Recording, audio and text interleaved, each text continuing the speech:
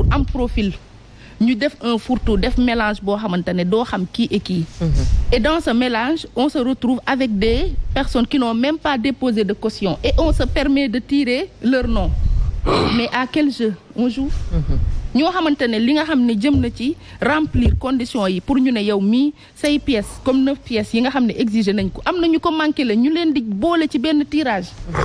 Non seulement fuite de responsabilité am na ci mais aussi dafa mel ni bëgguñu assumer li fi taxaw comme réalité assumer li fi taxaw comme réalité mooy dans ce jeu-là il fallait définir des règles précises yoo xamante ne dina mën a jox un peu de sérieux non seulement ci processus bi mais aussi ci ni ñuy discuter communication entre l'administration et les acteurs.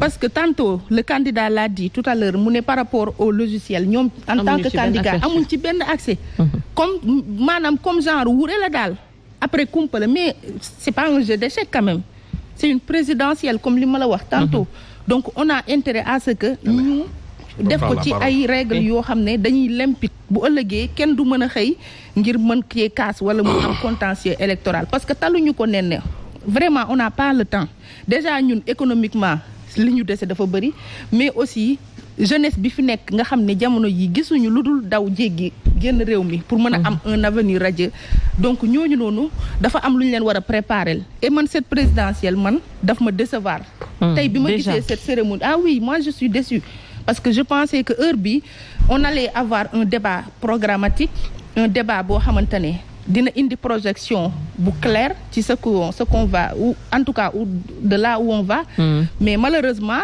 pëccëxoo laa gis tontine bi xam nga ne tontine fu mu am après ay coowoo tirage fu mu am rek dina am ñu mer am ñu kontaan alors que mënoon nañu bañ a jàll ci loolu au départ qu'est-ce qui a amené affaire u parrainage on avait une élection législative ñu indi fi 47 listes yoo xamante ne biñ ci paree vingtaine bi yëpp am na benn côté bu ñu rangé mooy dans la mouvance présidentielle parce que il faut le dire les faits sont là alors est-ce que à partir de cette erreur mun nañu ci jógee instaurer fi un parrainage boo xam ne CEDEAO nangu ko te képp koo xam ne am nga bon sens qui est la chose la mieux partagée dans ce monde xam nga ne parrainage nekkul lu jaadu nekkul lu ñu war a mën a appliquer parce que day fausser les règles du jeu parrainage yi nga xam ne inspiré wu nañ ci bu fekkee ne en France avec les grands électeurs mais ça n'a rien à voir avec ce qui se passe ici ndax tey parrainage des élus bi nga xam ne majorité bi tey moom la ñu déposé ñoom xamoon nañ ne ñoom rek ñoo fi am plus de 120 députés yoo xamante ne mën na leen permettre ñu def parrainage boobu te loolu ba ñuy def clause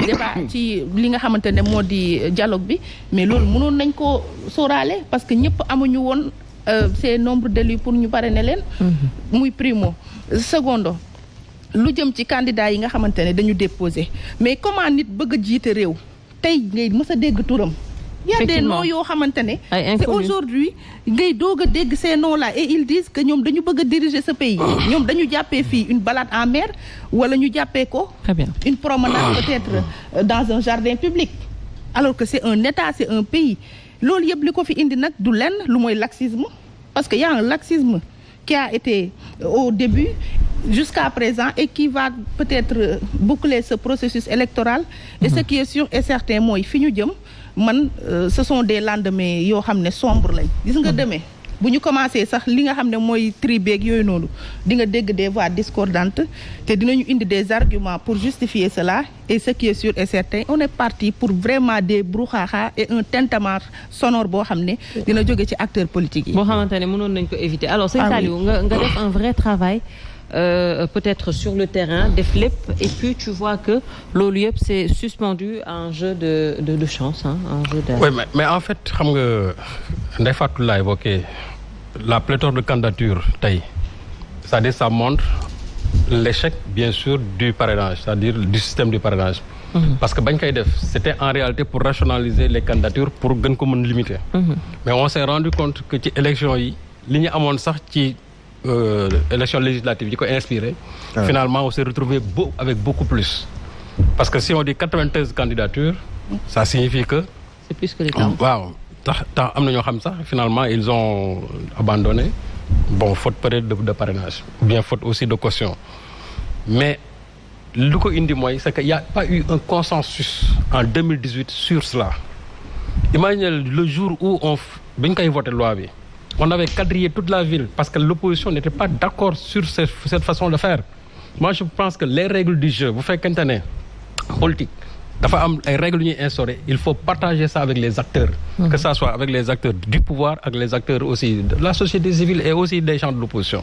Parce que ça engage toute une nation. Mais en réalité, ça n'a pas été fait.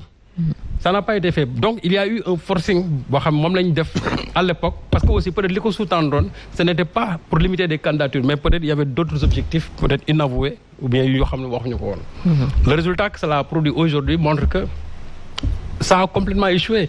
Et d'ailleurs, la CEDEAO, je crois, ils avaient complètement remis en cause ce système de parrainage. C'est même Maître Abdoulaye Tine, il a suspendu sa participation et il réclame li nga xamantene mom la CEDEAO waxone par rapport à ce système de parrainage. Bon, je crois que béy wéy na mbuus parce que déjà dem ñëw nañ ba ci tirage. Mais en réalité Moussa yéen nag waa opposition bi aussi man dinaa leen fis xam nga parce que 2018 bi ñu ci génnee le premier combat qu'il fallait mener, parce que aussi gis nga terrain politique gis nga loo xeexul doo ko am qu'il fallait mener mooy faire de sorte que aujourd'hui logiciel bi il ne sera même pas possible de détecter, c'est-à-dire doublon du doigt. Parce que am na nuñ ko doon paramétrer, faire de sorte que yow tay bo démé ci benn candidat bu xasse ba parrainé kenn mënatul dugg ci keneen. Mais vous l'avez pas fait. Aussi opposition bi dañoo nelaw dañu bàyyi comme ça nii mais buñ toogee ba léegi nag di wax ne xamuñu aussi parce que yéen a ngi dem ci loo xam ne ni xamu leen lan la. C'est comme un aveugle vraiment dans une cheminée buy dem xamul ci fu mu jëm. Donc, nous avons fait 2019, frère, année passée, ça va se répéter. Moi, ça va se répéter encore. Alors que sur même ça, il y a une loi. Une loi qui donne parrainer 2 personnes mais ça ne peut pas se faire. Sénégal, beaucoup de Sénégal pour rester parce que nous parrainons. Et puis, ce qui est grave, c'est que le parrainage sur le terrain, nous avons un parrainage. Ce qui est extrêmement grave. Il y en a énormément. Wow, vous faites que le parrainage, ça signifie que le parrainage a échoué. D'où, en tout cas, l'urgence de repenser ce parrainage-là. Parce qu'il faut qu'il y ait un parrainage pour les élections, mais au moins nous repensons quoi. De sorte que faire de sorte que quelqu'un d'autre ait parrainage, faire de sorte aussi que d'autres ont possibilité de parrainer qui et en même temps parrainer qui. Le parrainage des élus en France. Mais faut même da ngay gis koo xamante ni day nekk parti au pouvoir di parrainer koo xamante ni war na ko ne il est dans l'opposition parce que moom jàpp ne kii war na mën a yore réew mi. Mais Marine Le Pen Rassemblement national nekk mais pourtant il y a des élus yoo xamante ni qui se trouvent au pouvoir wala yeneen nekk ci yeneen parti mais ñoom dañu dem parrainer ko. Parce que ñoom xalaat nañ loolu même su fekkee ne son idéologie partagé wuñ ko de la même façon les candidats communistes ak ñeneen ñëpp dañuy dem wuti ay élus ci yeneen parti yi. Et nous aussi, librement, nous avons parrainer. Mais ça ne se passe pas ici parce que si vous faites un mouvement présidentiel ou une opposition, vous devez parrainer quelqu'un qui Donc, parrainage, moi je crois qu'aujourd'hui, la pléthore de candidats montre que le parrainage a complètement échoué. Et la première d'abord des choses, moi, repenser vraiment le système du parrainage. Parce que l'imam ne peut continuer.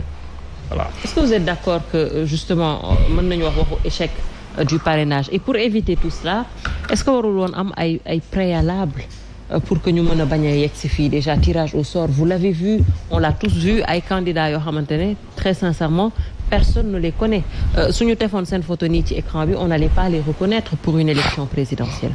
Bon damay njëkk a ñëw ci dara parce que la CEDEAO n'a jamais dit que parrainage bi nañ ko génnee.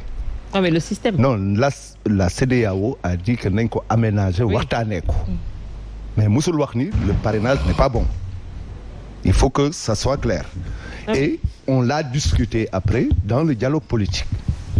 Il y a un système de parrainage. Donc, la deuxième chose, c'est qu'une élection, c'est des dates. Une élection présidentielle. Ce sont des dates. Date bounek dafa am lu muy signifier. Ak liñ ci wara def. La DGE a fait 2 séminaires pour les mandataires et autres. Après parrainage, ci biir bi ñu paré parrainage bi def na 2 séminaires. Donc bu leen ne defuñu dara non. Bolé rax ci dolli le Conseil constitutionnel bi nga xamni mom moy organiser a sorti une décision 1E23 wax naka la ñuy def tirage au sort ak tout parce que ce qui s'était passé en 2019 loolu la ñuy bañ ñu buuxanteeg yooyu donc c'est du sérieux du affaire u caaxaan la loterie là mais c'est parce que le Conseil constitutionnel a sorti une décision wax ni dañuy def tirage au sort quelle que soit la date de dépôt du kii après tirage au sort la ñuy dem. Mais vous n'êtes pas gêné de parler de loterie non, pour une élection présidentielle. mais ça c'est le Conseil constitutionnel loterie, qui décide. C'est le Conseil constitutionnel. Une décision du Conseil constitutionnel s'impose à tous. Donc amuñu pour wax ci baax naag baaxul mais le Conseil constitutionnel a jugé que li fa amoon 2017 du fa am nit ñi di buuxante ci portam bay kii moo tax mu organiser ko génne benn décision ne date bi ci la ñuy recevoir ba date bi la ñuy recevoir les candidatures